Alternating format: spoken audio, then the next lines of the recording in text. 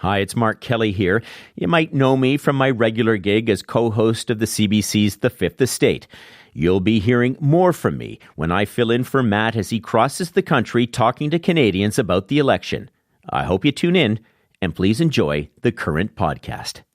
Donald Trump was calling it Economic Independence Day. At a game show-style press conference in the White House Rose Garden, he unveiled a chart listing the tariff rates his government is imposing on countries around the world. Indonesia, Malaysia, Cambodia. Oh, look at Cambodia, 97%.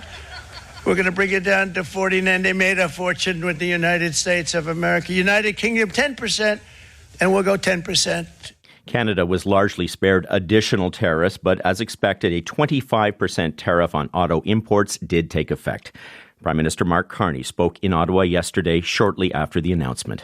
President Trump has just announced a series of measures that are going to fundamentally change the international trading system.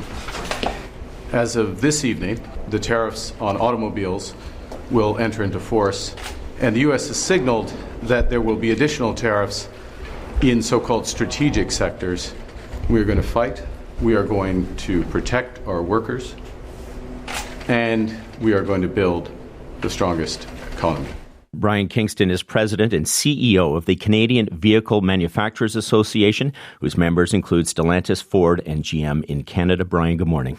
Good morning.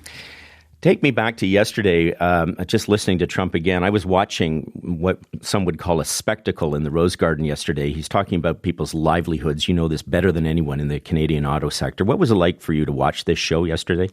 Well, it's deeply concerning. We were hoping that there would be an off-ramp for the tariffs on the automotive sector, and obviously we're concerned about what the announcement would mean for the existing tariffs that had been announced. Was the U.S. going to go forward with additional stackable tariffs on Canadian auto?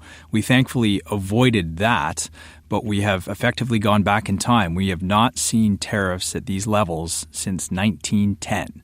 This is protectionism to the maximum, and this is going to have a massive negative economic impact on not just Canada, but the world. Well, let's start unpacking that, especially what the effects here in Canada.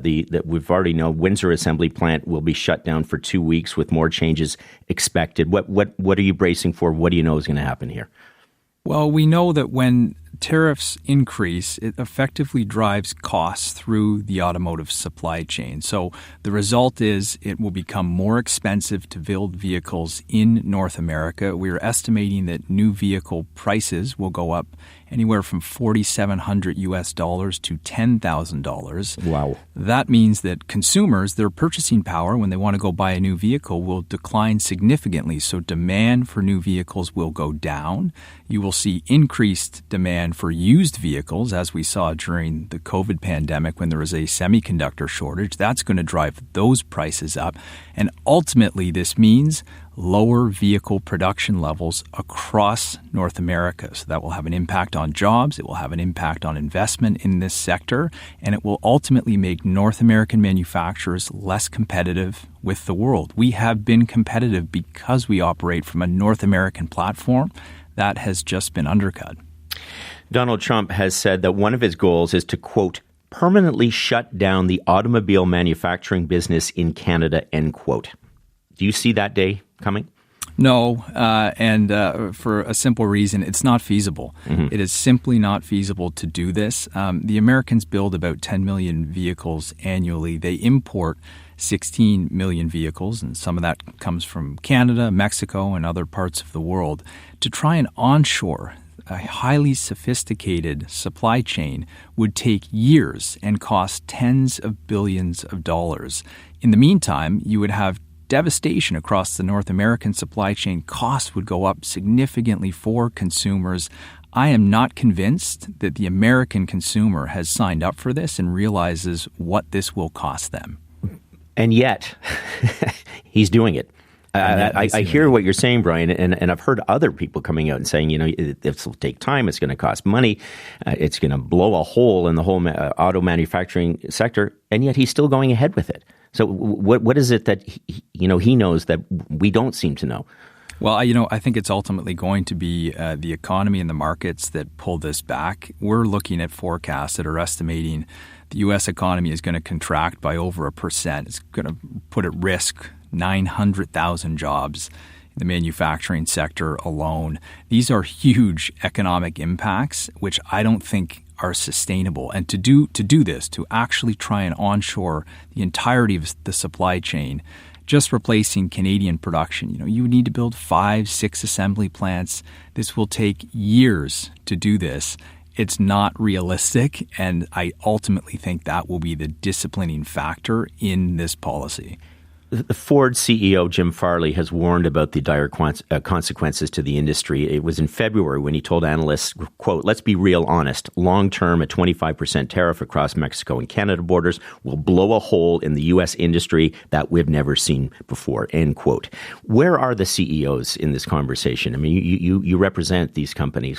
Where are they coming out publicly saying what you are saying? They've been very vocal in the past few weeks and deeply engaged with the U.S. administration, making the case in particular for our free trade agreement, which we just negotiated with the Americans 5 years ago, the USMCA or CUSMA. Signed by Donald Trump. Signed by Donald Trump and lauded as the best free trade agreement ever negotiated. This agreement required higher levels of North American content in vehicles. And as a result, in Canada, if you look at a vehicle that rolls off an assembly plant, we have extremely high levels of North American content, and over half of the parts and components in those vehicles are actually American. And the relationship now as a result between Canada and the U.S. in auto overwhelmingly benefits the United States. The U.S. has a trade surplus in automotive with Canada. They send more vehicles to Canada than any other market in the world. So this case has been made and progress has been achieved. We saw in the executive order there is a reference to the USMCA. I do think there is a chance to continue to push for the continued integration of this North American market, and that's what the companies are doing right now. And you mentioned auto parts. In May, the U.S. says additional duties will be introduced for the auto manufacturing sector. So what effect will that have on the cost of auto parts? This will have a major impact. So we're fortunate in the sense that Canada, because of our high level of integration with the U.S., the 25% tariff will only apply to the non-U.S. parts and components in a vehicle. So compared to other jurisdictions around the world, Canada is actually relatively better off. We still are facing tariffs, but not as high as, say, Germany or another auto manufacturing country. Where this gets extremely challenging is on the auto parts side.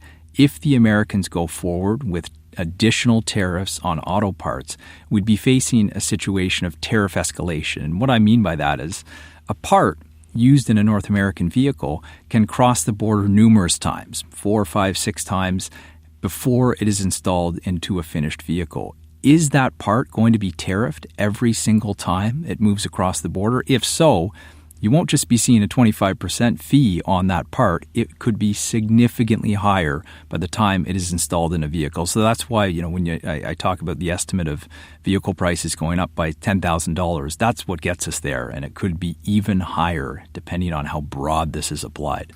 Mark Carney said Canada can sustain the auto industry with the U.S. tariffs in place as long as government and industry work together to retool and rethink how Canada makes vehicles. What does that future look like? Very challenging. The reality of this industry, really going back to the 60s and the Auto Pact, it has been designed on a north-south basis. Right. Over 90% of what we build here goes to the United States. And the reason for that is that allows for companies to achieve economies of scale. This is a business that doesn't have high margins, so manufacturers can be competitive when they can produce at volume and send into the broader North American market. If we start to divvy that up, it becomes very challenging for a manufacturer to have a facility in Canada that would just service Canada. That really doesn't make any business sense, definitely doesn't make economic sense. So I don't want to get to that point. I think we have to find a path with the Americans. That is really the foundation of this sector, and that should be the number one objective right now. Is there any kind of market for Canadian-made cars in other countries beyond the United States? No, and this is one of the challenges that we have. North America is a unique market. North Americans like to drive larger vehicles. Of course, pickup trucks are extremely popular, as are larger SUVs. So the North American market, in a way, is self-contained. A lot of what is produced here isn't exported to Europe or Asia. And frankly, given shipping costs, generally, you want to put your manufacturing assembly facility as close to as possible to the final consumer. So diversification isn't really an option for this sector. Uncertainty, it just undermines business. It undermines consumer confidence. I mean, and uncertainty is what we're dealing with. How do you brace for this right now? You're talking about investments that would need to be made, that would cost billions of dollars, that would take years to implement. But are you in a position right now where you have to start drawing up those plans to say, well, if the tariffs stay in place, we're going to have to do this, whether we like it or not? Yeah, I mean, auto manufacturers are world-renowned for having extremely efficient supply chains and contingency planning to the max. And right. We've just come through the COVID pandemic with the semiconductor shortage, which caused all sorts of challenges for the supply chain. So they're very good at planning for all scenarios. But to your point about the uncertainty, I mean, since the USMCA was signed, that created a set of rules that manufacturers understood would be what dictates trade in North America. But Donald Trump doesn't seem to care about those rules. Exactly. And so what we saw is that there was over $288 billion in new automotive investment announced since 2020, the majority of that into the United States. Now, the rules have changed, and frankly, they keep changing on, it seems like, almost a daily basis. So how, as a company, do you invest? And think about an auto assembly plant. I mean, auto manufacturers have been in Canada for 120 years. When they make an investment, this is a long-term commitment. How do you invest in an environment where the policy framework changes almost by the minute? So this is going to freeze investment. Nobody will be considering major new investments in this environment because you just can't have certainty that this policy of the United States will remain consistent. So what are you, or what do you want to ask our governments to do to help cushion the impact of these tariffs on workers and your business? Well, first of all, I mean, we have to make sure that we've got supports for workers as these disruptions ripple through the supply chain. So if people are being laid off or if there are shift reductions throughout the supply chain, just making sure that we have a well-funded EI system and people are supported in this transition. That cannot be a long-term policy. Our number one ask of government is to find a way to get to the table with the Americans and work on a path forward. That is fundamental. I don't want to contemplate a scenario where we do not have access to the U.S. market because it is so devastating. If you had the ear of President Trump right now, imagine that. What would you say to him? You could sit down, or if he were listening right now. Well, I can't help myself. I'm an economist. I always go back to the data, and I realize that sometimes that doesn't appear to get the attention it deserves. But the relationship benefits America. It benefits America more than anybody else. And ultimately, if the U.S. wants to compete with other automotive jurisdictions, China in particular, China is going to have enough capacity by the end of this decade to satisfy 75% of global vehicle demand. You cannot compete with China with one hand tied behind your back. And that's what the Americans are doing by cutting out Canada, their strongest ally, their strongest trading partner. So this is it's a mutually assured destruction if they go down this path. We want to compete and win. The industry is transitioning to electrification right now. Canada is the perfect partner. We have every mineral required for advanced EV batteries. Without Canada, you can't win in that transition. So I would hope that those arguments would win the day, but it doesn't appear to be getting the attention it deserves so far. So far. Well, let's hope some U.S. policymakers are listening. Brian, I appreciate your time this morning. Thanks so much. Thank you. Brian Kingston is president and CEO of the Canadian Vehicle Manufacturers Association, whose members include Stellantis, Ford, and GM in Canada.